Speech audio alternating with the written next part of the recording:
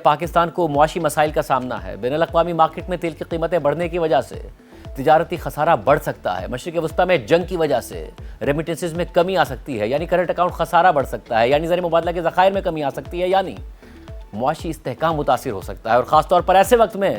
کہ جب پاکستان ایران جنگ کو ختم کروانے کے لیے بھرپور کردار ادا کر رہا ہے، ثالثی کرانے کی کوششیں کر رہا ہے، تو اسی وقت میں پاکستان کو متحدہ عرب امارات کی طرف سے رکھوائے گئے $3.5 ارب کے ڈپازٹ واپس کرنا پڑ رہے ہیں۔ پہلے متحدہ عرب امارات ان ڈپازٹس کو پاکستان کی ڈیمانڈ کے مطابق طویل عرصے کے لیے رول اوور کرنے کے بجائے ایک مہینے کے لیے رول اوور کر رہا تھا، جس سے معاشی غیر یقینی بڑھ رہی تھی اور پاکستان اور متحدہ عرب امارات کے تعلقات پر سوالات بھی اٹھ رہے تھے۔ اور اب وفاقی کابینہ کے ایک سینئر وزیر کے مطابق پاکستان $3.5 ارب کے یہ ڈپازٹس اسی مہینے متحدہ عرب امارات کو واپس کر دے گا، اور ان $3.5 ارب میں سے $450 ملین پاکستان نے 1996 میں ایک سال کے لیے لیے تھے، اور اب 30 سال بعد یہ پیسے بھی واپس کر دیے جائیں گے۔ شہباز رانا کی خبر کے مطابق متحدہ عرب امارات نے 16 جنوری اور پھر 22 جنوری کو $1 ارب کے ڈپازٹس کو صرف ایک مہینے کے لیے رول اوور کیا، وہ بھی 6.5% کی شرح سود پر، حالانکہ پاکستان نے مطالبہ کیا تھا کہ متحدہ عرب امارات ان ڈپازٹس کو 2 سال کے لیے 3% کی شرح سود پر رول اوور کر دے، مگر متحدہ عرب امارات نہیں مانا، اور اب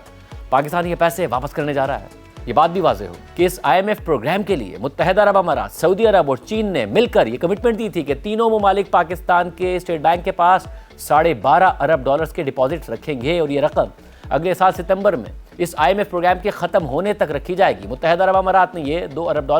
2018 میں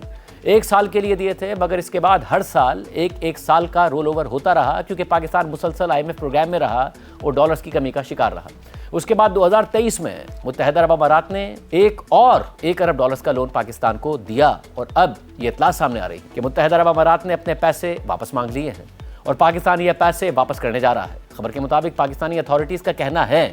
کہ پاکستان $450 ملین 11 اپریل کو، $2 ارب 17 اپریل کو، اور باقی $1 ارب